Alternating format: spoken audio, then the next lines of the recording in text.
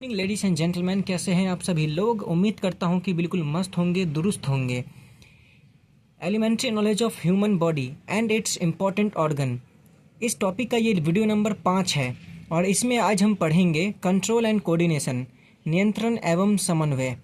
बहुत ज़्यादा important topic है क्योंकि इसमें ह्यूमन बॉडी के बहुत सारे इंपॉर्टेंट सिस्टम और ऑर्गन की बात होती है।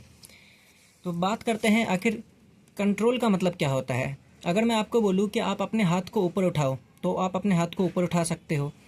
आपको बोलूँ मैं अपनी पलकें झपकाओ तो आप अपनी पलकें झपका सकते हो। आपको बोलूँगा दौड़ो तो आप दौड़ सकते हो। यानी कि आपको अपने बॉडी पे क्या है, कंट्रोल है। तो कंट्रोल का मतलब सिंपल यही है। कंट्रोल का मतलब क्या है, सिंपल यही है।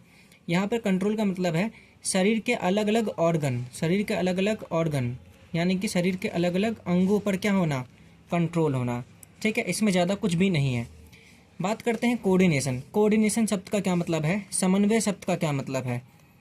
देखिए, कई बार हम क्या करते हैं कि कोई काम करने के लिए हम अपने शरीर के अलग अलग अंगों का एक साथ इस्तेमाल करते हैं।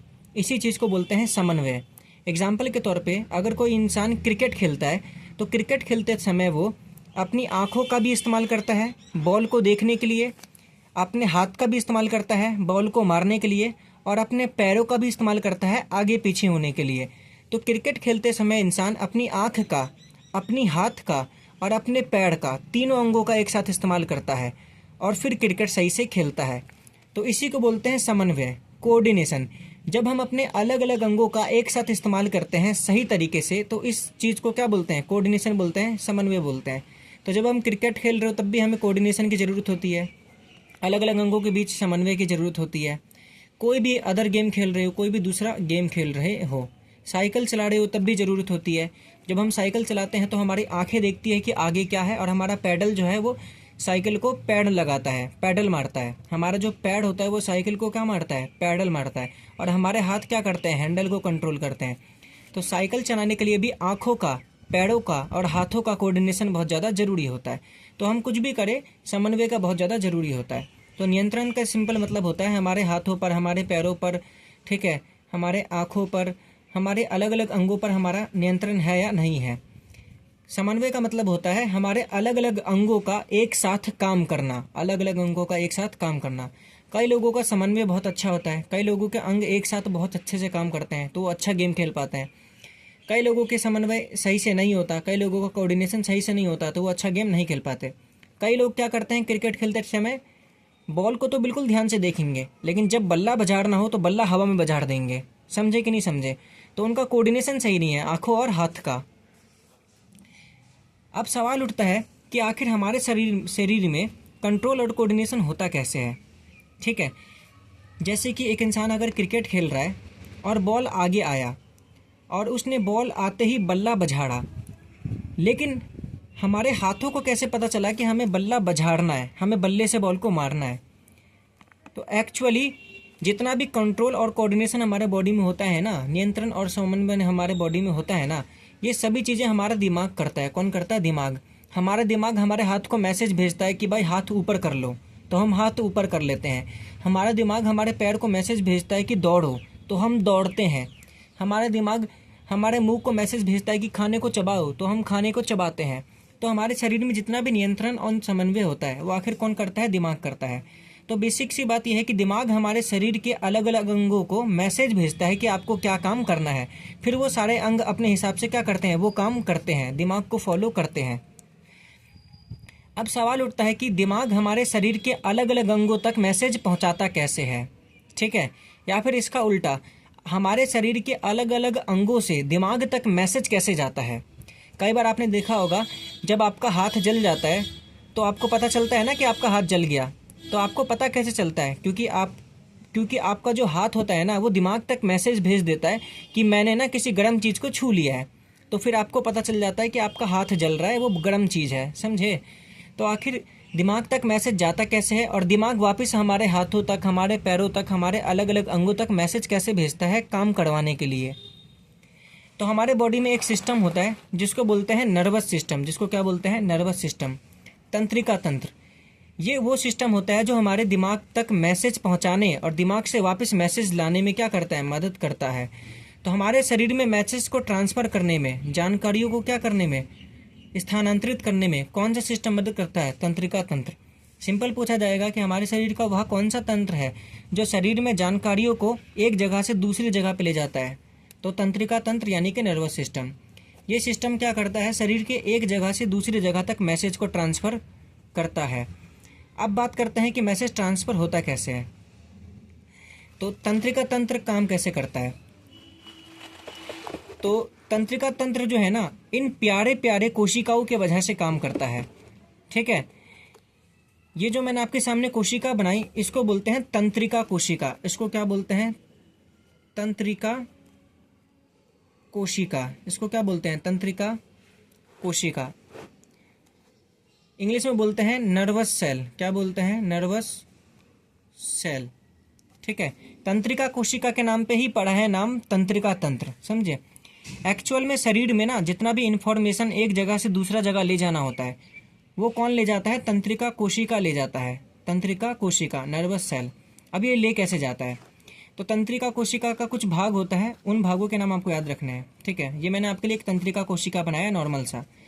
ठीक, इसमें आप इस तंत्रिका कोशिका की पूंछ देख रहे होंगे, लंबी सी पूंछ ये बीच में। ठीक है, इसको बोलते हैं तंत्रिकांश। क्या बोलते हैं? तंत्रिकांश। याद रखना, इस पूंछ को क्या बोलते हैं? तंत्रिकांश। इंग्लिश में बोलते हैं एक्सॉन। क्या बोलते हैं? एक्सॉन।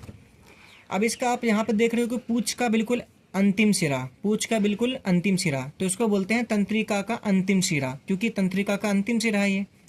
इंग्लिश में बोलते हैं नर्व एंडिंग। क्या बोलते हैं? Nerve ending. ठीक, इसके अलावा आप यहाँ पे देखोगे, ये जो तंत्रिका कोशिका है, ये इसका ना ऐसा लग रहा होगा जैसे एक पेड़ के अंदर शाखाएं निकली होती है ना, शाखाएं, वैसा कुछ लग रहा होगा आपको। देखो ये, तो इसको बोलते हैं द्रुमिका। इंग्लिश में बोलते हैं डेंड्राइट। ठीक है, तो जितनी भी शाखाएं निकली है ये सब द्रुमिका है। ठीक है, यहाँ पे भी मैंने बनाया, देखो ये शाखा निकला हुआ, तो ये भी क्या है? द्रुमिका है, डेंड्राइट है। अब देखो काम कैसे करता है तंत्रिका कोशिका। जो जो चीज़ मैं बोल रहा हूँ आपको वो लिखते जाना है, भूल जाओगे, सिर्फ सुनने से याद नहीं होता। अब होता क्या है कि मान लो मैंने किसी चीज़ को छुआ, मान लो मैंने पानी को छुआ, तो दिमाग तक मैसेज पहुँच जाता है कि मैंने जिस चीज़ को छुआ है ना वो पानी है। अब कैसे पहुँचता है? होता क्या है? होता क्या है कि सबसे पहला काम करता है ये डेंड्राइट यानी कि द्रुमिका, ये सबसे आगे होता है। डेंड्राइट क्या करता है? जितना भी मैसेज होता है ना उसको रिसीव करता है, सारा का सारा मैसेज को क्या करता है? इकट्ठा करता है, जमा करता है। तो मान लो मैंने किसी गर्म चीज़ को छुआ या किसी ठंडे चीज़ को छुआ, तो सबसे पहले कौन? ये इसका जो डेंड्राइट का ये जो बाहर निकला हुआ लकड़ी है ना, ये क्या करेगा? उस मैसेज को ले लेगा। तो मैसेज को सबसे पहले लेता कौन है? डेंड्राइट। लेता कौन है? डेंड्राइट। तो द्रुमिका सबसे बाहर है और सबसे पहले सबसे आगे भी यही है, तो जो सबसे आगे होगा वही तो उठाएगा ना, सिंपल सी बात ये है। तो द्रुमिका क्या करता है? मैसेज को रिसीव करता है। डेंड्राइट क्या करता है? मैसेज को रिसीव करता है। ठीक है, दूसरी बात, हमारे शरीर के अंदर जो मैसेज होता है ना, याद रखना, हमारे शरीर के अंदर जो मैसेज होता है, हमारे शरीर के अंदर जो मैसेज ट्रांसफ़र होता है वो इलेक्ट्रिकल फॉर्म में ट्रांसफ़र होता है। कैसे फॉर्म में? इलेक्ट्रिकल फॉर्म में। याद रखना, विद्युत आवेश में। हमारे शरीर के अंदर जो मैसेज ट्रांसफ़र होता है वो इलेक्ट्रिकल फॉर्म में, बिजली के फॉर्म में ट्रांसफ़र होता है, इसलिए तो मैसेज इतना तेज़ी से ट्रांसफ़र हो जाता है दिमाग तक। ठीक, तो यहाँ से इसने मैसेज लिया,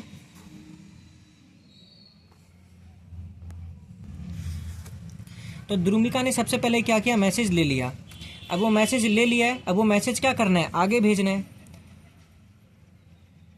तो अब मैसेज जो आ चुका है अंदर, अब वो मैसेज यहाँ से जाएगा आगे, सुई सुई सुई सुई सुई सुई सुई सुई आगे जाएगा। ठीक है, अब यहाँ तक पहुँच गया और फिर ये मैसेज जाएगा आगे, सुई सुई सुई सुई सुई, और यहाँ से निकल जाएगा। समझे? तो अगला काम, ये बीच में ये जो पूंछ है जिसको हम बोल रहे हैं एक्सॉन, तंत्रिकांश, इसका काम क्या होता है? एक्सॉन क्या करता है? मैसेज को द्रुमिका से कहाँ तक पहुँचाता है? पूंछ तक पहुँचाता है। सिंपल बात है, ये द्रुमिका है, यहाँ से कहाँ तक पहुँचाएगा? पूंछ तक। तो ये जो बीच का रास्ता है, सिंपल सी बात ये है। तो तंत्रिकांश यानी कि एक्सॉन, तंत्रिकांश का काम होता है मैसेज को यहाँ से यहाँ तक पहुँचाना। इस वाले जगह का नाम मैंने क्या बताया आपको? द्रुमिका से कहाँ तक पहुँचाना? तंत्रिका के अंतिम सिरा तक, नर्व एंडिंग तक पहुँचाना। ठीक, अब बात करते हैं ये जो नर्व एंडिंग है लास्ट वाला, यहाँ पर मैसेज का क्या होता है? तो देखिए मैंने आपके लिए दो बना रखे हैं तंत्रिका कोशिका। देखो सबसे पहले मैसेज लेगा कौन, द्रुमिका, उसके बाद द्रुमिका से जाएगा मैसेज यहाँ पे तंत्रिकांश से, तो तंत्रिकांश आगे ले जाएगा मैसेज को और पहुँचा देगा तंत्रिका के अंतिम सिरा तक। अब होता क्या है, ये है एक तंत्रिका कोशिका और ये है दूसरा तंत्रिका कोशिका, उनके बीच में गैप होता है, उनके बीच में क्या होता है, गैप। याद रखना सारे के सारे तंत्रिका कोशिका जुड़े नहीं होते हैं, समझे। ऐसे इसके बाद कोई तीसरा होगा, फिर चौथा होगा, फिर पांचवा होगा, ऐसे लाइन से ना करोड़ों तंत्रिका कोशिका लगे होते हैं और जाके फिर दिमाग से जुड़े होते हैं। जाकर किससे जुड़े होते हैं, दिमाग से। तो ये देगा इसको मैसेज, फिर इसके ये जो है ना ये वाला, ये इससे अगले वाले को मैसेज देगा, समझे। ऐसे करते करते मैसेज ट्रांसफर हो जाता है।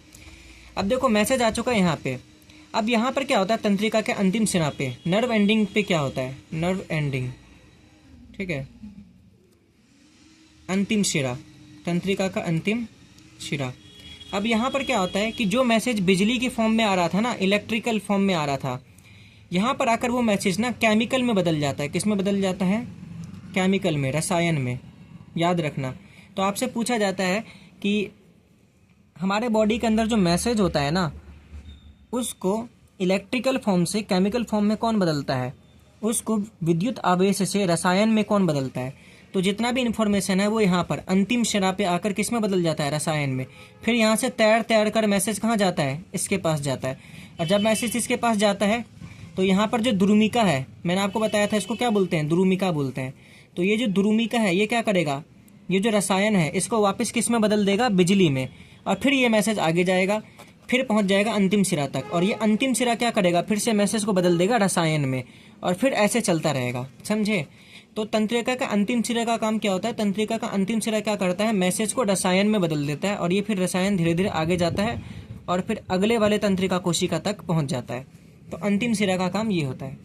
और अगला वाला तंत्रिका कोशिका क्या करेगा, ये जो रसायन है इसको वापस किस में बदल देगा, बिजली में बदल देगा, और फिर बिजली वैसे ही आपका मैसेज आगे जाता जाएगा, ठीक। तो इस तरीके से हमारे बॉडी में क्या होता है, मैसेज ट्रांसफर होता है दिमाग तक। अब याद रखना, दो तंत्रिका कोशिका, दो नर्वस सेल के बीच की जो जगह होती है ना, ये जो खाली जगह होती है, इसको बोलते हैं सिनेप्स। इसको क्या बोलते हैं, सिनेप्स। याद रखना, इसको बोलते हैं सिनेप्स। बहुत इंपॉर्टेंट बात है, बहुत ज़्यादा इंपॉर्टेंट बात। दो तंत्रिका कोशिका के बीच की जो जगह होती है उसको बोलते हैं सिनेप्स, ठीक। अच्छा, कई बार आपसे सवाल पूछा जाता है कि भाई एक बात बताओ, ये दोनों जुड़े होते तो ज़्यादा अच्छा होता है ना, ये बीच में ये जो लोचा है रसायन में बदलने का, ये होता ही ना। मतलब ये इससे जुड़ा होता है, फिर इसके अगला वाला जो तंत्रिका कोशिका है, सब बिल्कुल जुड़े होते हैं एक दूसरे से, तो कितना अच्छा होता। मैसेज डायरेक्ट बिजली की रफ्तार से ट्रांसफ़र हो जाता। अब होता क्या है कि यहाँ पे था बिजली, यहाँ पे मैसेज किस में था, बिजली के फॉर्म में था यहाँ पर, तो यहाँ पर मैसेज था बिजली के फॉर्म में, फिर यहाँ पर बदल गया केमिकल में। तो होता क्या है कि इससे ना मैसेज भेजने का स्पीड थोड़ा सा स्लो हो जाता है, ठीक है, क्योंकि बिजली तो एकदम सुई रफ्तार से जाता है, लेकिन केमिकल क्या जाता है, थोड़ा सा स्लो जाता है। तो एग्जाम में कई बार पूछा जाता है कि ऐसा क्यों होता है, दो तंत्रिका कोशिका के बीच में गैप क्यों है। तो ना आप इसको एक एग्जाम्पल से समझो, ठीक है। मान लो कि एक ना बिजली का तार है, एक क्या है, बिजली का तार, वो पॉइंट ए से कनेक्ट है पॉइंट बी तक। अब बिजली जा रही है ए से कहाँ तक, बी तक, ठीक। अब मान लो गलती से कभी ये तार बीच से टूट गया, तो अगर ये बीच से तार टूट गया तो अब ए से बी तक बिजली जाएगी। आप बोलोगे नहीं सर, बिजली तो कट गई, समझे। इसी तरीके से हमारे बॉडी में होता है, अगर ये और ये जुड़े होते, ये और ये क्या होता, जुड़ा होता, और बीच में मान लो ये वाला कोशिका मर जाता किसी वजह से, तब तो हमारे बॉडी में मैसेज ट्रांसफ़र होना ही बंद हो जाता। इसी वजह से ना इन दोनों को जोड़ते नहीं है, क्योंकि अगर जुड़ा होता तो फिर दिक्कत हो जाता। ऐसा ही हो जाता फिर तार की तरह, एक भी कोशिका बीच में मर जाता तो मैसेज जाना ही बंद हो जाता, क्योंकि पूरा सिस्टम ही टूट जाता। अब क्या होगा कि मान लो ये वाला कोशिका मर भी गया ना, ये वाला कोशिका मर भी गया, तो ये जो रसायन है ना, ये अगले वाली कोशिका तक पहुंच जाएगा। तो ये था हमारा तंत्रिका कोशिका के बारे में लगभग सारी बातें। उम्मीद करता हूं कि आपको समझ आया हो। अब हमारा नेक्स्ट टॉपिक है रिफ्लेक्स एक्शन, यानी कि प्रतिवर्ती क्रिया। रिफ्लेक्स एक्शन क्या होता है, प्रतिवर्ती क्रिया क्या होता है, ठीक। इसको एक एग्जाम्पल से समझते हैं। कई बार आपने कभी ध्यान दिया है कि अगर आपका हाथ किसी गर्म चीज़ पे चले जाए तो आप ना अचानक से हाथ हटा लेते हो, बिल्कुल रफ्तार से, इतनी स्पीड से आप हाथ हटाते हो जितना स्पीड आपने कभी देखा भी ना हो। या फिर कभी आपने कभी सोचा है कि अगर कभी कोई कुत्ता आपके पीछे दौड़ता है आपको काटने के लिए, तो आपकी स्पीड इतनी तेज़ हो जाती है जितनी आपने कभी दौड़ी भी ना हो, जितनी तेज़ स्पीड से। होता है कि नहीं होता? तो कई बार आपने देखा होगा कि हमारा बॉडी ना अपनी जान बचाने के लिए बहुत तेज़ी से क्या करता है, एक्शन करता है।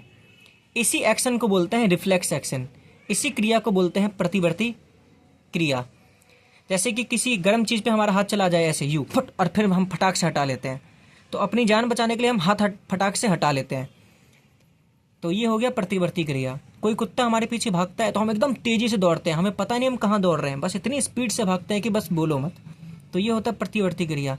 आपका पैर किसी कांटे पे चला गया तो आप अचानक से पैर उठा लेते हो, कांटा पूरा घुसता भी नहीं है, आप अचानक से पैर हटा लेते हो, ठीक है, क्योंकि आपके बॉडी को पता चल गया कि आपके अंदर कांटा लग चुका है, और अगर आप एकदम स्पीड से अपना क्या करते हो, मूवमेंट करते हो। तो इसको क्या बोलते हैं, प्रतिवर्ती क्रिया। अगर कोई आदमी आपके ऊपर कोई चीज़ फेंक के मारे तो आप ना अपना आँख अचानक से बंद कर लेते हो, समझे, एकदम स्पीड से, तो उसको क्या बोलते हैं, प्रतिवर्ती क्रिया। तो हमारे बॉडी का अचानक से समझे, और बहुत तेज क्रिया जो होती है ना, बहुत तेज क्रिया, हमारे बॉडी का अचानक से और बहुत तेज क्रिया जो होता है ना, उसको बोलते हैं प्रतिवर्ती क्रिया। प्रतिवर्ती क्रिया होता है अचानक से, आप अचानक से अपना हाथ हटा लोगे, आप अचानक से दौड़ना शुरू कर दोगे कुत्ते से बचने के लिए, आप अचानक से पैर उठा लोगे अगर कांटा चुभ गया तो, और ये चीज़ होता है बहुत तेज। ये चीज़ क्या होता है, बहुत तेज। तो इस क्रिया को बोलते हैं प्रतिवर्ती क्रिया, ठीक। अब देखिए प्रतिवर्ती क्रिया के बारे में खास बात क्या है कि प्रतिवर्ती क्रिया को ना हमारा दिमाग कंट्रोल नहीं करता। प्रतिवर्ती क्रिया को कंट्रोल करता है स्पाइनल कॉर्ड। कौन कंट्रोल करता है, स्पाइनल कॉर्ड, यानी कि मेरुज्जू।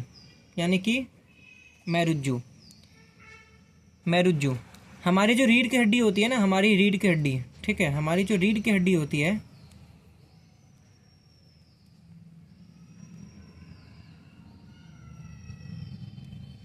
हमारी जो रीढ़ की हड्डी होती है ना, उसमें एक पतला सा नस होता है, एक उसमें से क्या होता है, एक पतला सा नस जो ऊपर जाके दिमाग से जुड़ा होता है। ऊपर जाके किससे जुड़ा होता है, दिमाग से।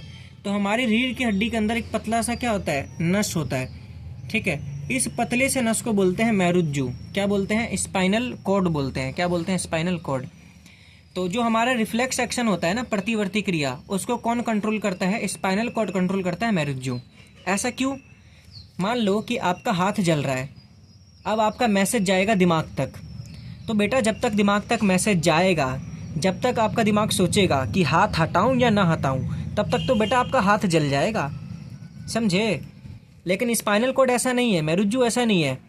मान लो आपका हाथ जला, उसका मैसेज जाएगा आपके स्पाइनल कॉर्ड तक, आपका स्पाइनल कॉर्ड बोलेगा, मेरुज्जू बोलेगा बेटा हाथ हटा, सोचना ही नहीं है कुछ भी। इसमें सोचने वोचने का कोई भी सिस्टम नहीं होता, मेरुज्जू में सोचने का कोई सिस्टम नहीं होता। ये सीधे बोलता है हाथ हटाओ, जान बचाओ, जान से बड़ी कोई चीज़ नहीं है। लेकिन दिमाग तक मैसेज जाता है तो दिमाग ऐसे सोचता कि हाथ हटाऊं कि ना हटाऊं, मरने दो कि साले को। तो दिमाग ऐसा सोचता है, समझे। लेकिन स्पाइनल कॉर्ड भाई बोलता है हाथ हटाना है तो हटाना है। तो याद रखना, रिफ्लेक्स एक्शन जो है, प्रतिवर्ती क्रिया जो है, वो स्पाइनल कॉर्ड कंट्रोल करता है, मेरुज्जू कंट्रोल करता है। हाँ, लेकिन देखो जब भी मेरुज्जू बोल देता है कि हाथ हटा लो, तो उसके बाद दिमाग तक भी क्या होता है, मैसेज पहुंच जाता है, समझे। दिमाग को बता देता है कि हाँ हाथ जल रहा था, लेकिन बाद में बताता है, पहले हाथ हटवा देता है। इसको मैं आपको एक डायग्राम से भी समझा देता हूँ। जैसे कि मान लो कि ये एक मसल है हमारा कोई सा भी, ठीक है, ये प्रभावी मसल है, अफेक्टेड मसल, प्रभावी पेशी। ये जल गया, मान लो क्या हो गया, जल गया। तो ये जहाँ जलेगा इसका मैसेज कहाँ तक पहुँचेगा, हमारे रीढ़ की हड्डी तक। कहाँ तक पहुँचेगा, मेरुज्जू तक। तो ये है हमारा मेरुज्जू, स्पाइनल कॉर्ड। तो यहाँ तक पहुँचेगा मैसेज। अब मेरुज्जू बोलेगा ओए भाई सोचने वोचने का नहीं है, जल्दी से हाथ हटाओ। तो ये यहीं से क्या करेगा, एक मैसेज वापस भेजेगा। अब बोलेगा भाई हाथ हटा, तो यहाँ से हम क्या कर लेंगे, अपने मांसपेशी को हटा लेंगे। और जब ये ऐसा हो जाएगा तो फिर ऊपर मैसेज पहुँच जाता है दिमाग तक। कहाँ तक पहुँच जाता है मैसेज, दिमाग तक, कि भाई हाँ हाथ वाथ जला था और हमने हाथ हटा लिया। दिमाग को भी तो बताना है ना कि ऐसा कुछ हुआ था। अच्छा, अब याद रखना, प्रभावी पेशी से मेरुज्जू तक जो इन्फॉर्मेशन लेके जाता है उसको बोलते हैं संवेदी तंत्रिका। क्या बोलते हैं, संवेदी तंत्रिका। अच्छा, मैंने आपको बताया था तंत्रिका कोशिका ही क्या करता है, मैसेज को ले जाता है। तो यहाँ से लेकर यहाँ तक जो मैसेज ले जाएगा उसको बोलेंगे संवेदी तंत्रिका। इंग्लिश में बोलते हैं सेंसरी न्यूरॉन। क्या बोलते हैं?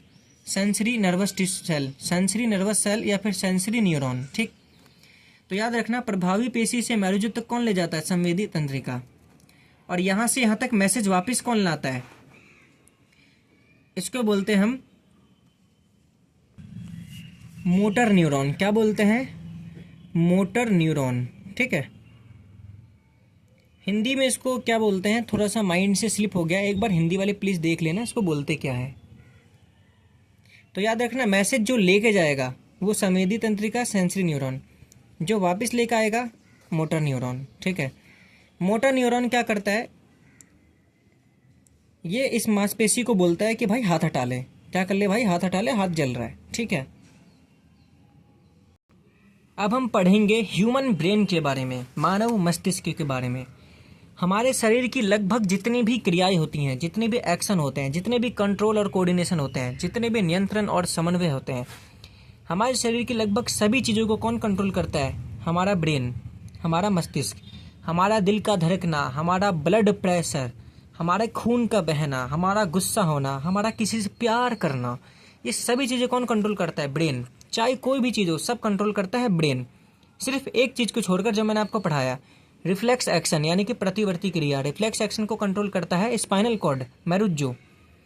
तो ब्रेन आखिर कैसा दिखता है, उसके अंदर कौन कौन से पार्ट होते हैं, ब्रेन के अलग अलग भागों का काम पढ़ना है हमें। सबसे पहले हम पढ़ते हैं क्रियाओं के प्रकार, टाइप्स ऑफ एक्शन। हमारे शरीर में कितने तरीके के काम होते हैं, क्रियाएं होती हैं? तो याद रखना हमारे शरीर में 2 तरीके के क्रिया होते हैं। कितने तरीके के होते हैं? 2।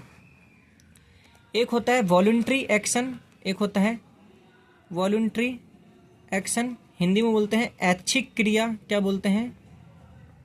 ऐच्छिक क्रिया। ठीक है, और एक होता है इनवॉलंटरी एक्शन। क्या होता है? इनवॉलंटरी एक्शन यानी कि अनैच्छिक क्रिया। क्या बोलते हैं? अनैच्छिक क्रिया। ठीक, समझते हैं। वॉलंटरी एक्शन यानी कि ऐच्छिक क्रिया। मैं बोल रहा हूँ, आपको लिखना है। ऐच्छिक क्रिया उन क्रियाओं को कहते हैं जो कि हम अपने इच्छा पर क्या कर सकते हैं? कंट्रोल कर सकते हैं। नाम से पता चल रहा है इच्छा, ऐच्छिक मतलब इच्छा। तो जो हम अपने इच्छा पर कंट्रोल कर सकते हैं उनको बोलते हैं ऐच्छिक क्रिया यानी कि वॉलंटरी एक्शन। जैसे कि दौड़ना, तो आप अपनी मर्जी से दौड़ सकते हो, अपनी इच्छा से दौड़ सकते हो, तो दौड़ना क्या होगा? Voluntary action. खाना खाना, तो आप खाना खाते हो तो वो अपनी मर्जी से खाते हो, ऐच्छिक क्रिया है वो आपका। अपना हाथ उठाना, किसी से बात करना, ठीक है, रोना, हंसना, तो ये सारे ऐच्छिक क्रिया है। आप अपनी मर्जी से रोते हो, हंसते हो, सिंपल सी बात ही है। अनैच्छिक क्रिया, नाम से पता चल रहा है इनवॉलंटरी एक्शन। अनैच्छिक यानी कि ऐसी क्रिया जो कि हमारे इच्छा पर हम कंट्रोल नहीं कर सकते। जैसे कि दिल का धड़कना, क्या आप अपने दिल को धड़कने को कंट्रोल कर सकते हो? अगर मैं आपको बोलूँ कि भाई रोक ले दिल का धड़कना, तो रोक सकते हो? नहीं ना, वो तो चलता रहेगा। और भी चीज़ें हो जाएंगी, जैसे कि भूख लगना। भूख लगना आप कंट्रोल कर सकते हो? नहीं ना, भूख तो लगेगा लगेगा, आप कुछ भी कर लो, वो तो नॉर्मल सी बात है, आप उसको कंट्रोल नहीं कर सकते। इसके अलावा आप मान लो कि जैसे कि आपका खून का बहना, क्या आप अपने खून के बहने को अपनी इच्छा पर कंट्रोल कर सकते हो? नहीं ना, वो तो होता ही रहेगा। अपना ब्लड प्रेशर, क्या आप अपने ब्लड प्रेशर को अपनी इच्छा पर कंट्रोल कर सकते हो? नहीं ना। तो कुछ क्रियाएं हमारे शरीर में ऐसी होती हैं जो कि हम अपनी इच्छा पर कंट्रोल नहीं कर सकते, उनको बोलते हैं अनैच्छिक क्रिया। ठीक है,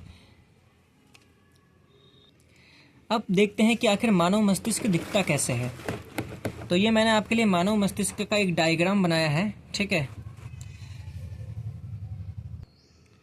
देखिए ये डायग्राम आपको पूरा दिख नहीं रहा होगा, तो मैं कुछ समय के लिए क्या करता हूँ, मोबाइल को उठा लेता हूँ। तो हो सकता है कि थोड़ा सा वीडियो आपको हिलता हुआ दिखाई दे रहा हो, लेकिन मैं कुछ समय के लिए क्या करता हूँ, मोबाइल को अपने हाथ में ले लेता हूँ ताकि आपको डायग्राम पूरा दिखाई दे। ठीक, तो थोड़ा सा एडजस्ट कीजिएगा, थोड़ा सा कैमरा एंगल भी ठीक कर लूँ।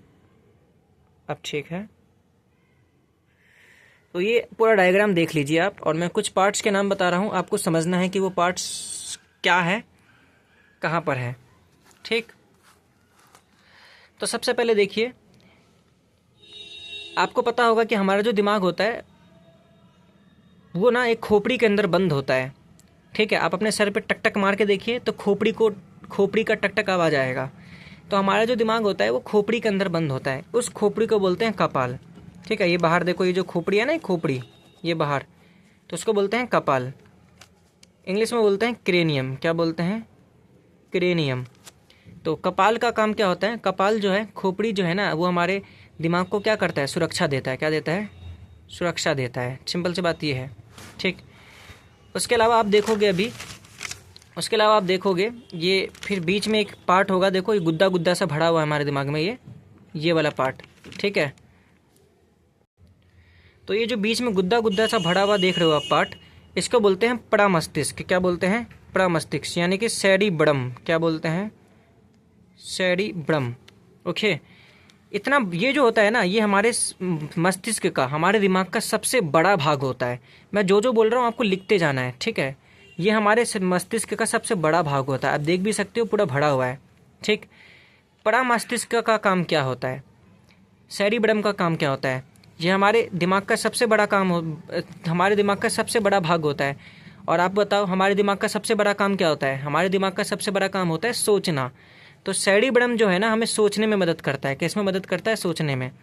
तो याद रखना, हम जो सोचते हैं, जो जो चीज़ बोल रहा हूँ आपको लिखना है, हम सोचते हैं, वो कौन कंट्रोल करता है? थिंकिंग को कौन कंट्रोल करता है? सेरिब्रम, प्रमस्तिष्क। अगर हम सोचेंगे तो हम क्या लेंगे? डिसीजन लेंगे। यानी कि हम क्या लेंगे? डिसीजन लेंगे, निर्णय लेंगे। तो डिसीजन लेने को कौन कंट्रोल करता है? प्रमस्तिष्क। हम जो रीजनिंग करते हैं, मैथ के सवाल करते हैं, न्यूमेरिकल करते हैं, जितना भी दिमाग लगाने वाला सवाल है, चीज़ है, वो कौन करता है? सेरिब्रम, प्रमस्तिष्क। और लास्ट चीज़, जितनी भी ऐच्छिक क्रियाएं होती हैं, जितनी भी ऐच्छिक क्रियाएं, उनको कौन कंट्रोल करता है? प्रमस्तिष्क। क्योंकि आपको पता है ऐच्छिक क्रियाएं उनको बोलते हैं जो अपनी इच्छा पर करते हैं। और अगर आप कोई काम अपनी इच्छा पे करोगे तो सोचोगे तो ज़रूर ना कि वो काम करना है कि नहीं करना। तो सोचने वाली जितनी भी चीज़ है वो प्रमस्तिष्क में आएगी। तो सिंपल सी बात यह है कि प्रमस्तिष्क की सारी ऐच्छिक क्रियाओं को भी क्या करता है? कंट्रोल करता है। तो लिख लीजिए, प्रमस्तिष्क कौन कौन सी चीज़ों को कंट्रोल करता है? पहला चीज़ सोचना, दूसरा चीज़ निर्णय लेना, तीसरा चीज़ जितना भी मैथ का हो गया, न्यूमेरिकल हो गया, रीजनिंग हो गया, ये सब चीज़, और चौथा चीज़ सारे के सारी ऐच्छिक क्रियाओं को कौन कंट्रोल करता है? हमारे दिमाग का सबसे बड़ा भाग, प्रमस्तिष्क, यानी कि सेरिब्रम। ठीक है, उसके बाद आप यहाँ पे एक फूल जैसा भाग देखोगे हमारे दिमाग में, एक फूल जैसा भाग, ये फूल जैसा बना हुआ है कोने में, इसको बोलते हैं अनुमस्तिष्क। क्या बोलते हैं? अनुमस्तिष्क। इसको बोलते हैं सेरिबेलम। क्या बोलते हैं? सेरिबेलम। याद रखना, सेरिबेलम। ठीक, सेरिबेलम, अनुमस्तिष्क। ये फूल जैसा भाग आपको दिख रहा होगा, ये वाला भाग। ठीक है, अब देखिए इस सेरिबेलम का काम क्या होता है। होता क्या है कि जब कोई शराबी दारू पी लेता है ना, तो उसका ये सेरिबेलम, अनुमस्तिष्क, उसका काम करना बंद हो जाता है। इसलिए वो जो शराबी होता है ना, फिर इधर उधर लटकता रहता है, इधर उधर लुढ़कता रहता है। तो शराबी को शराब पिला दो, बहुत सारा, वो इधर उधर आपको गिरा हुआ मिलेगा। तो ये जो सेरिबेलम होता है, इसका काम क्या होता है? अनुमस्तिष्क जो होता है ना, हमारे शरीर को बैलेंस करने में मदद करता है। क्या करने में मदद करता है? बैलेंस। जितना भी बैलेंस वाला काम होता है ना, वो कौन करता है? अनुमस्तिष्क करता है। कौन करता है? अनुमस्तिष्क। तो जैसे आप साइकिल चला रहे हो, तो साइकिल चलाते वक्त क्या चाहिए आपको? बैलेंस। तो साइकिल चलाने में आपको कौन मदद करता है? अनुमस्तिष्क। मान लो आप लिख रहे हो, क्या कर रहे हो? लिख रहे हो, तो लिखते टाइम भी आपको ना अपने हाथों में बैलेंस चाहिए होता है, ताकि आप अच्छे से लिख पाओ।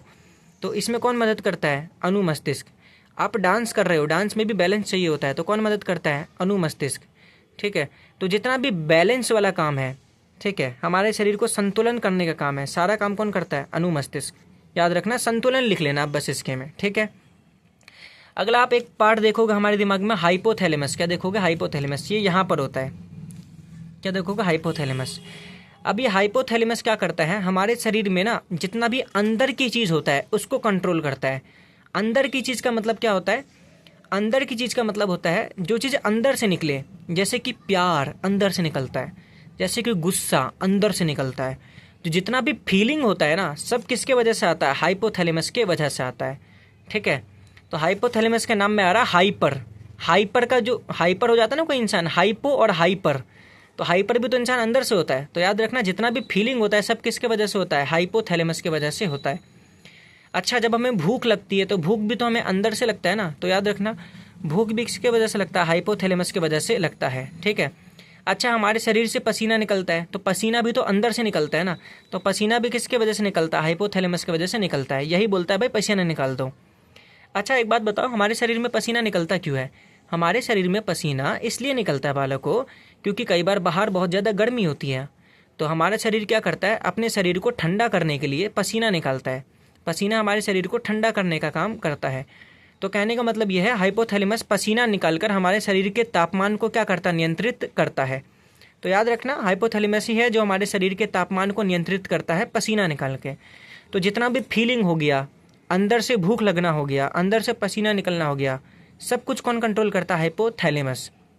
ठीक, आगे आप देखोगे एक पीयूष ग्रंथि, ये क्या है, पीयूष ग्रंथि। हाइपोथैलेमस यहाँ पर होता है, इस वाले भाग के नीचे, उसके जस्ट नीचे होता है पीयूष ग्रंथि। सच बताओ तो आपको डायग्राम याद करने की कोई भी ज़रूरत नहीं है, आपको बस ये जो जितने भी भाग हैं ना, इनके नाम, इनके जो है ना काम याद होने चाहिए। अगला है पीयूष ग्रंथि, इसको हम बोलते हैं पिट्यूटरी ग्लैंड। क्या बोलते हैं, पिट्यूटरी ग्लैंड इंग्लिश में। मैं लिख दे रहा हूँ साइड में, आप इंग्लिश वाले लिख लीजिएगा, PITUITARY, पिट्यूटरी ग्लैंड। ठीक है, यानी कि पीयूष ग्रंथि। ठीक है, पीयूष ग्रंथि ना बहुत ज़्यादा इम्पोर्टेंट काम करता है।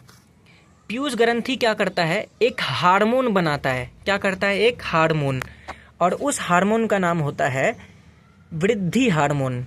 क्या नाम होता है, वृद्धि हार्मोन। इंग्लिश वाले लिखिए ग्रोथ हार्मोन।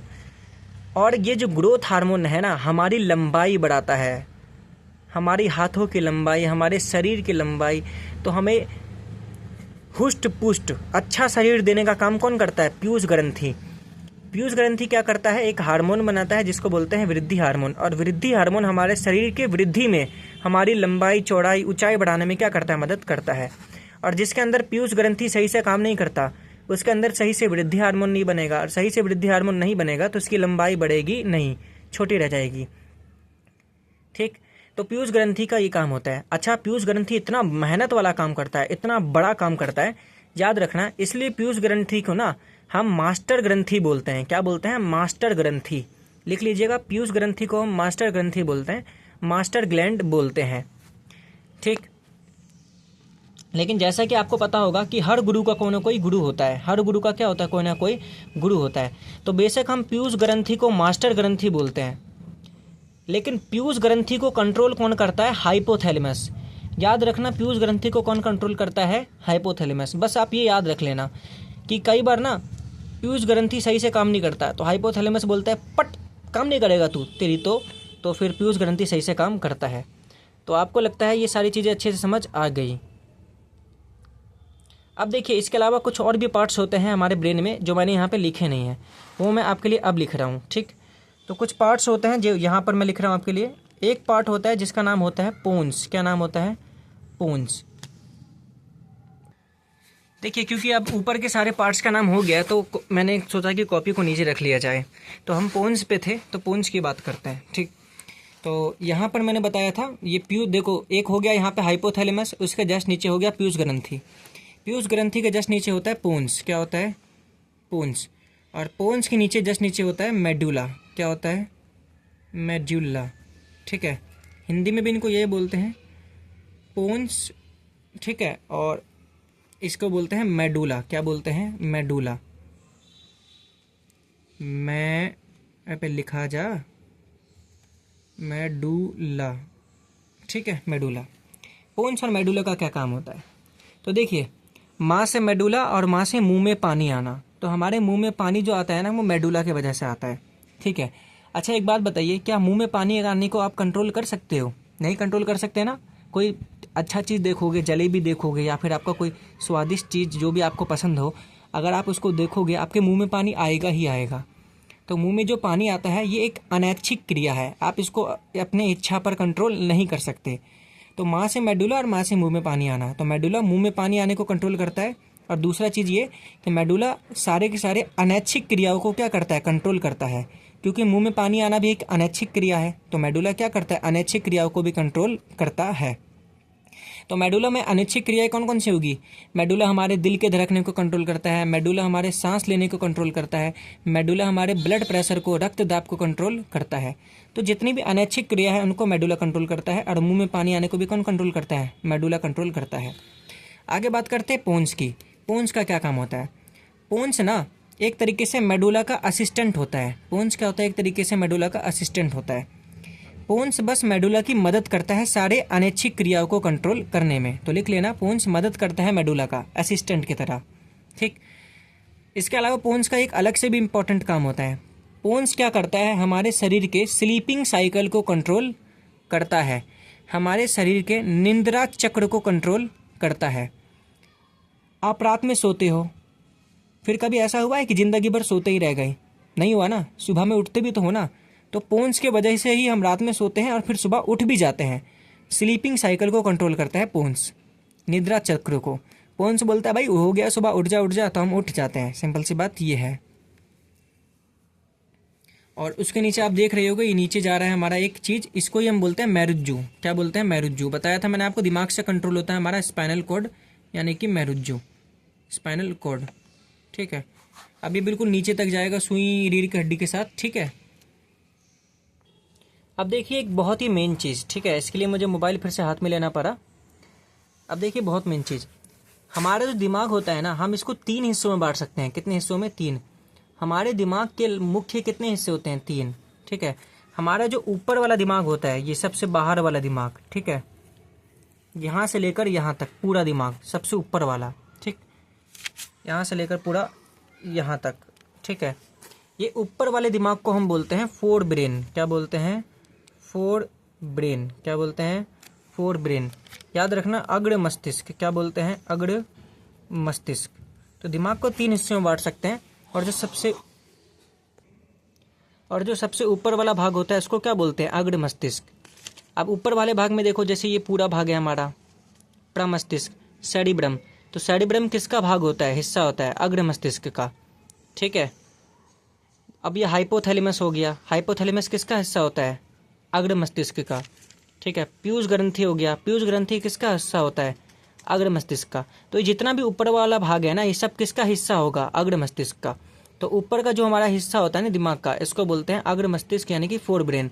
और इसके अंदर ये सारे के सारे छोटे छोटे भाग आते हैं। ठीक है, इसके अलावा बीच में देखोगे, ये बीच में जो हमारा दिमाग होता है, जो खाली सा दिख रहा है आपको, ये बीच वाला हिस्सा, ठीक है, इसको बोलते हैं मध्य मस्तिष्क। क्या बोलते हैं? मध्य मस्तिष्क। ठीक है, इसको हम बोलते हैं मध्य मस्तिष्क। क्या बोलते हैं? मध्य मस्तिष्क। इंग्लिश में बोलते हैं मिड ब्रेन। तो ये अकेला जो हिस्सा दिख रहा है ना, ये वाला, इसको बोलते हैं मिड ब्रेन। ये वाला हिस्सा जहाँ पे मैं आपको पेन लगा रहा हूँ, ठीक है, ये वाला हिस्सा, तो ये है मिड ब्रेन। ठीक है, इसके अलावा हमारे दिमाग का ये जो पिछले वाला हिस्सा होता है, पीछे वाला, ठीक है, आप अपने सर के पीछे हाथ रखो, तो ये जो पीछे वाला हिस्सा होता है ना, इस हिस्से को बोलते हैं हम पश्च मस्तिष्क। क्या बोलते हैं? पश्च मस्तिष्क। इस वाले हिस्से को बोलते हैं हम पश्च मस्तिष्क। ठीक है, इंग्लिश में आप लोग लिख सकते हो हिंड ब्रेन। क्या लिख सकते हो? Hind brain. तो ये जो पोन्स होता है, मेडुला होता है, ये जो नीचे वाले जितने भी हिस्से होते हैं ना, पोन्स और मेडुला, ये इसी के अंदर आते हैं, पश्च मस्तिष्क के अंदर आते हैं। तो देखिए, हमारा जो मस्तिष्क होता है ना, उस मस्तिष्क के कितने भाग होते हैं? 3। अग्र मस्तिष्क, मध्य मस्तिष्क और पश्च मस्तिष्क। Fore brain, mid brain and hind brain. ठीक है, फोर ब्रेन में मैंने आपको बताया क्या क्या आता है आपका। ठीक है, एक आ जाता है आपका प्रमस्तिष्क। क्या आ जाता है? प्रमस्तिष्क। प्रमस्तिष्क का काम क्या होता है? प्रमस्तिष्क का काम होता है सोचने में मदद करना, ठीक है, निर्णय लेने में मदद करना, रीजनिंग में मदद करना, मैथ में, ये सब चीज़ में मदद करना, और सारी की सारी ऐच्छिक क्रियाओं को कंट्रोल करना। ठीक है, और इसके अलावा मैंने आपको बताया इसके अंदर आ जाता है आपका हाइपोथैलेमस। क्या आ जाता है? हाइपोथैलेमस। बोलिए, हाइपोथैलेमस का मैंने आपको क्या काम बताया था? मैंने आपको बताया था कि जो हाइपोथैलेमस होता है वो अंदर की चीज़ों को कंट्रोल करता है। अंदर की चीज़ों को, अंदर की चीज़ें क्या होती हैं? जैसे कि हमारी फीलिंग्स, गुस्सा, प्यार, ठीक है, नाराज़गी, अंदर की चीज़ है। और अंदर से ही हमारा क्या निकलता है? भूख भी निकलता है। तो भूख को भी क्या कंट्रोल करता है? हाइपोथैलेमस। अंदर से ही पसीना निकलता है, पसीने को भी कौन कंट्रोल करता है? हाइपोथैलेमस। हमारे शरीर के तापमान को कौन नियंत्रित करता है? हाइपोथैलेमस। इसके अलावा मैंने आपको बताया पीयूष ग्रंथि। क्या बताया? पीयूष ग्रंथि। तो पीयूष ग्रंथि क्या करता है? एक वृद्धि हार्मोन बनाता है जो कि हमारे शरीर की लंबाई को बढ़ाता है। तो अग्र मस्तिष्क के 3 भाग थे। बात करते हैं मध्य मस्तिष्क की। किसकी? मध्य मस्तिष्क। मध्य मस्तिष्क ना हमें देखने में और किस में मदद करता है? सुनने में। तो देखने और सुनने में हमें कौन मदद करता है? मध्य मस्तिष्क। तो कई लोगों का आँख और कान बिल्कुल ठीक होता है, एकदम मस्त होता है, लल्लन टॉप होता है, लेकिन फिर भी वो सही से देख और सुन नहीं पाते। क्यों नहीं देख पाते, नहीं सुन पाते? क्योंकि उनका मध्य मस्तिष्क सही नहीं होता है। ठीक, अगला है पश्च मस्तिष्क। तो पश्च मस्तिष्क के अंदर मैंने आपको बताया, इसमें आ जाएगा आपका पोन्स। क्या आ जाएगा? पोन्स। एक आ जाएगा आपका मेडुला। क्या आ जाएगा? मेडुला। और एक आ जाएगा आपका अनु मस्तिष्क। क्या आ जाएगा? अनु मस्तिष्क। अनु मस्तिष्क। तो ये तीनों चीज आ जाता है, पोन्स और मेडुला। माँ से मेडुला और माँ से मुंह में पानी आना, और मुंह में पानी आना होता है एक अनैच्छिक क्रिया। तो मेडुला मुंह में पानी आने को कंट्रोल करता है और सारे अनैच्छिक क्रियाओं को कंट्रोल करता है। अनैच्छिक क्रिया जैसे कि सांस लेना हो गया, दिल का धड़कना हो गया, रक्त दाब हो गया, ये सब चीज़ें। पोन्स क्या होता है? पोन्स मेडुला का असिस्टेंस होता है, और पोन्स जो है वो निद्रा चक्र को, स्लीपिंग साइकिल को कंट्रोल करता है। बात करेंगे अनुमस्तिष्क की, तो अनुमस्तिष्क हमारे शरीर को बैलेंस करने में मदद करता है। जब हम साइकिल चला रहे होते हैं तो अनुमस्तिष्क ही हमारे शरीर को बैलेंस करता है। जब हम लिख रहे होते हैं तो लिखते टाइम हमारा हैंडराइटिंग भी इसी की वजह से अच्छा होता है। हमारा नेक्स्ट टॉपिक है प्रोटेक्शन ऑफ ब्रेन, यानी कि मस्तिष्क की रक्षा। तो मस्तिष्क की रक्षा कौन करता है? मैंने आपको बताया था कपाल। कौन करता है? कपाल, यानी कि वो जो खोपड़ी होती है ना हमारी, वो करता है कपाल, यानी कि क्रेनियम। ठीक है, हड्डियों से बना होता है कपाल। किससे बना होता है? हड्डियों से। लेकिन पता है ना आपको, किसी सिर्फ हड्डी से तो काम बनेगा नहीं। हमारा ब्रेन तो बहुत इंपॉर्टेंट ऑर्गन है। हमारा जो दिमाग है वो एक बहुत ही क्या है, जरूरी क्या है, अंग है। दिमाग खत्म तो सब खत्म। तो दिमाग की रक्षा के लिए सिर्फ कपाल नहीं, और भी कुछ होना चाहिए जो कि इससे भी खतरनाक हो। तो होता क्या है कि मान लो कि हमारा ना ये दिमाग है, हमारा क्या है, ये दिमाग है।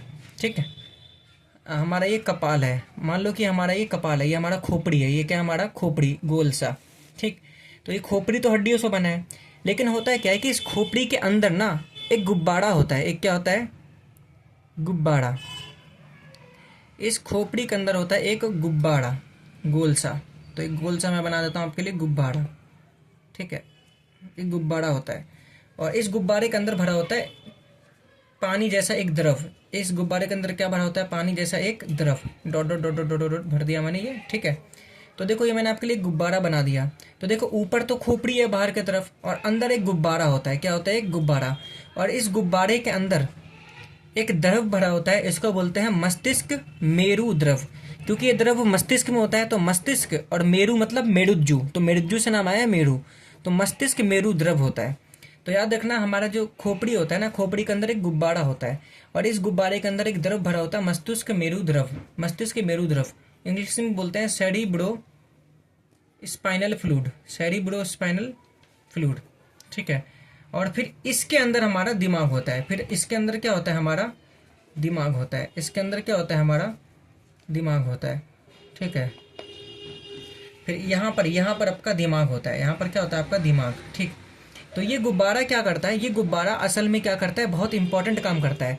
मान लो कि हमारे दिमाग को झटका लगा, कहीं पे हमें चोट लग गया, तो ये जो गुब्बारे के अंदर का जो लिक्विड होता है ना, ये सारे के सारे झटके को क्या कर लेता है? एब्जॉर्ब कर लेता है। क्या कर लेता है? एब्जॉर्ब। अब देखो, बाहर तो हड्डी है, तो कभी दिमाग को अगर बहुत तेज झटका लगा, दिमाग को क्या लगा? बहुत तेज झटका, तो हड्डी क्या हो जाती है? टूट जाती है आसानी से। लेकिन अंदर ये जो गुब्बारा है, ये क्या करेगा? जितना भी झटका लगा है ना, सारे के सारे झटके को क्या कर लेगा? एब्जॉर्ब कर लेगा। तो याद रखना, मस्तिष्क के मेरु द्रव सेरिब्रो स्पाइनल फ्लूइड क्या करता है? दिमाग को झटकों से बचाता है। दिमाग को झटकों से बचाता है। तो दिमाग नॉर्मल है, उसके अंदर एक गुब्बारा होता है, गुब्बारे के अंदर भरा होता है एक द्रव जिसको बोलते हैं मस्तिष्क मेरु द्रव, और ये द्रव सारे के सारे झटकों को एब्जॉर्ब कर लेता है। और इस गुब्बारे के अंदर ये बीच में होता है आपका दिमाग, यहाँ पर होता है आपका दिमाग। अब ये आज के इस वीडियो का लास्ट टॉपिक है, नर्वस सिस्टम यानी कि तंत्रिका तंत्र। वैसे तो आप बोलोगे, मैंने तो आपको पहले ही पढ़ा दिया कि तंत्रिका तंत्र उस तंत्र को बोलते हैं जो शरीर में मैसेज को ट्रांसफर करने में मदद करता है। लेकिन बात ऐसी है कि नर्वस सिस्टम, तंत्रिका तंत्र भी दो टाइप के होते हैं। कितने टाइप के होते हैं? दो टाइप के। एक होता है CNS और एक होता है PNS। इनका फुल फॉर्म आपसे एग्जाम में पूछा जा सकता है। CNS यानी कि central nervous system, central nervous system, central nervous system. और PNS को बोलते हैं पेरीफेरल नर्वस सिस्टम। क्या बोलते हैं? Peripheral nervous system.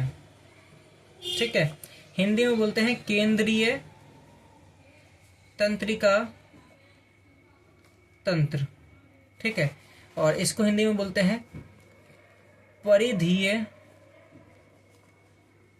तंत्रिका तंत्र।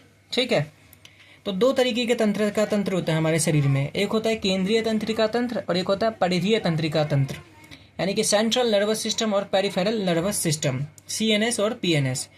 अब देखिए बात करते हैं केंद्रीय तंत्रिका तंत्र के, सेंट्रल नर्वस सिस्टम के। तो केंद्र, देखो कोई केंद्र में हम उस चीज़ को रखते हैं, सेंटर में हम उस चीज़ को रखते हैं जो बहुत ज़्यादा इंपॉर्टेंट हो। तो एक बात बताओ, हमारे शरीर में जब भी मैसेज ट्रांसफ़र होता है, तो मैसेज जब भी ट्रांसफ़र होता है तो वो कहाँ पर ट्रांसफ़र होता है? दिमाग में, क्योंकि दिमाग हमारे शरीर का सबसे क्या इंपॉर्टेंट भाग है। तो सीएनएस से किससे कहते हैं? हमारे शरीर में दिमाग यानी कि मस्तिष्क प्लस में मेरुज्जु। देखो हमारे शरीर में दो ही चीज़ सबसे ज़्यादा इंपॉर्टेंट है, एक दिमाग और दिमाग के नीचे होता है स्पाइनल कॉर्ड यानी कि मेरुज्जु। इन दोनों को मिलाकर ना केंद्रीय तंत्रिका तंत्र कहा जाता है, केंद्रीय तंत्रिका तंत्र कहा जाता है। ठीक है, केंद्रीय तंत्रिका तंत्र कहा जाता है। तो ये आपका दिमाग हो गया, मान लो ये हो गया दिमाग, प्लस में इसके नीचे क्या होती है? रीढ़ की हड्डी, प्लस में इसके नीचे क्या होती है? रीढ़ की हड्डी, मेरुज्जु। क्या होता है? मेरुज्जु।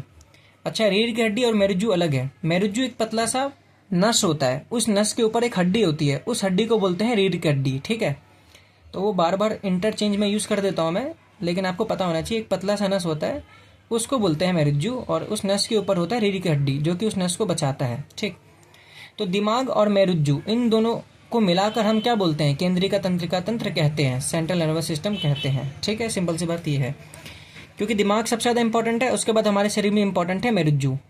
बल्कि मेरुज्जु को ना कई बार दूसरा दिमाग बोला जाता है इंसान का, क्योंकि मैंने आपको बताया था मेरुज्जु क्या करता है? हमें खतरों से बचाता है। यही है जो कि प्रतिवर्ती क्रिया को कंट्रोल करता है, रिफ्लेक्स एक्शन को कंट्रोल करता है। तो दिमाग और मेरुज्जु को मिलाकर बोलते हैं सेंट्रल नर्वस सिस्टम। ठीक है, अब बात करते हैं इसकी परिधीय तंत्रिका तंत्र की, पेरिफेरल नर्वस सिस्टम की। अब क्या होता है कि जो हमारा दिमाग होता है ना, ये मान लो हमारा दिमाग है। ठीक है, हमारे दिमाग के अंदर से ना बहुत सारी नसें निकलती हैं। हमारे दिमाग के अंदर से क्या निकलती है? बहुत सारी नसें। ठीक, तो हमारे दिमाग से जो नसें निकलती है ना उसको बोलते हैं हम क्रेनियल नर्व। क्या बोलते हैं? Cranial nerve. ठीक है, हम बोलते हैं कपाल तंत्रिका। क्या बोलते हैं? कपाल तंत्रिका। तो मैंने बताया था दिमाग के ऊपर कपाल होता है, तो इसलिए उसके नाम पर पड़ गया है कपाल तंत्रिका। तो हमारे दिमाग से बहुत सारी नसें निकलती हैं और उन नसों को बोलते हैं कपाल तंत्रिका। ठीक है, कपाल तंत्रिका ना टोटल 12 जोड़े होते हैं। कितने जोड़े होते हैं? 12 जोड़े। ठीक है, याद रखना, पूछा जाए कि कपाल तंत्रिका कितने होते हैं? 12 जोड़े। टोटल पूछा जाए तो 24, 12 का डबल 24, क्योंकि जोड़ा का डबल करेंगे तो 24 टोटल आ जाएगा। ठीक, तो दिमाग से बहुत सारी नसें निकलती हैं, उनको बोलते हैं कपाल तंत्रिका। ये होते कितने? 12 जोड़े। ऐसे ही जो हमारी रीढ़ की हड्डी होती है ना, रीढ़ की हड्डी बार बार निकल जा रहा है मेरे से, मैं वापस बना देता हूँ। देखो ये है आपका रीढ़ की हड्डी, ये आपका क्या है? रीढ़ की हड्डी। और रीढ़ की हड्डी के अंदर एक पतला सा नस होता है, एक पतला सा क्या होता है? नस होता है। इस पतले से नस को, ये जो अंदर होता है, इसको बोलते हैं मेरुज्जु। तो ऐसे ही जो मेरुज्जु होता है ना हमारा, ऐसे ही जो मेरुज्जु होता है, इसके अंदर से बहुत सारे नस निकलते हैं। इसके अंदर से बहुत सारे क्या निकलते हैं? नस निकलते हैं, जो कि हमारे पूरे शरीर में फैले होते हैं। ये नॉर्मल नस नहीं है, ये खून वाली नसें नहीं है, ये मैसेज वाली नसें हैं जो कि मैसेज को ले जाते हैं। ये तंत्रिका कोशिकाओं से बने होते हैं। ठीक है, तो मेरुज्जु से बहुत सारी नसें निकली होती है। ठीक है, इनको हम बोलते हैं स्पाइनल नर्व। क्या बोलते हैं? Spinal nerve. ठीक है, इनको बोलते हैं मेरुज्जु तंत्रिका, मेरुज्जु तंत्रिका। ठीक है, तो सिंपल सी बात है, दिमाग से निकलने वाले नस को कपाल तंत्रिका और मेरुज्जु से निकलने वाले नस को मेरुज्जु तंत्रिका, स्पाइनल नर्व। ये जो होता है ना, ये टोटल होते हैं 33 जोड़े। कितने होते हैं? 33 जोड़े। सॉरी, ये जो होते हैं टोटल होते हैं 31 जोड़े। कितने होते हैं? 31 जोड़े, याद रखना। और टोटल पूछा जाए तो 31 का डबल होगा 62। अगर पेयर में पूछा जाए तो 31 पेयर यानी कि 31 जोड़े, और नॉर्मल पूछा जाए तो 62। ठीक है, तो याद रखना ये होता है कुछ। तो कपाल तंत्रिका दिमाग से निकलने वाली नस और मेरुज्जु तंत्रिका मेरुज्जु से निकलने वाली नस, इन दोनों को मिलाकर बोला जाता है परिधीय तंत्रिका तंत्र, यानी कि पेरिफेरल नर्वस सिस्टम। समझे? तो मैंने आपको बता दिया ना, यानी कि आपका कपाल तंत्रिका प्लस में मेरुज्जु तंत्रिका, इन दोनों को मिला दिया जाए तो इन दोनों को साथ में मिलाकर क्या कहते हैं हम लोग? परिधीय तंत्रिका तंत्र कहते हैं। ठीक है, नॉर्मल सी बात यह है।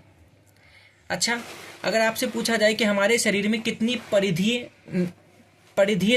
नसें होती हैं, परिधीय तंत्रिका होती हैं, अगर आपसे पूछा जाए हमारे शरीर में कितने पेरिफेरल नर्व होते हैं, परिधीय तंत्रिका, तो मैंने आपको बताया कपाल तंत्रिका कितने होते हैं, 12 जोड़े, और मेरुजु तंत्रिका कितने होते हैं, 31 जोड़े। तो 12 और 31 दोनों को जोड़ दो तो कितना आएगा, 43 जोड़े। कितना आएगा, 43 जोड़ा। तो याद रखना है, जो परिधीय तंत्रिका होता है ना, तंत्र, तो इसमें परिधीय तंत्रिका कितना होता है, 43 जोड़ा। ठीक है, तंत्रिका मतलब नस, ठीक है, जो कि तंत्रिका कोशिकाओं से बना है, नस ही बोलते हैं इसको, और कुछ नहीं बोलते हैं। तो पेरिफेरल नर्व्स कितने होते हैं, 43 जोड़ा। ठीक, तो ये था आपका अभी तक का सारा आज का वीडियो। उम्मीद करता हूँ कि आपको सभी चीज़ें बहुत आसानी से समझ आई हो। अब हम नेक्स्ट वीडियो में एक बहुत ही इंपॉर्टेंट टॉपिक करेंगे, जो कि होगा हमारा animal hormone and plant hormone, यानी कि इंसानों में कौन कौन से हार्मोन होते हैं और प्लांट्स में कौन कौन से हार्मोन होते हैं। कोशिश करेंगे कि हम 8 मई तक सारा का सारा बायोलॉजी पूरी तरीके से निपटा दें। उम्मीद है कि आपको सब कुछ बढ़िया से समझ में आया हो। इस टॉपिक का टेस्ट जो है आपको डिस्क्रिप्शन में मिल जाएगा, टेस्ट जरूर दीजिएगा, ताकि आपको पता चले कि आपको कितना याद हुआ है, आपको कितना समझ में आया है। और अगर आपको किसी चीज़ में कोई डाउट है तो आप कमेंट सेक्शन में पूछ सकते हैं। धन्यवाद।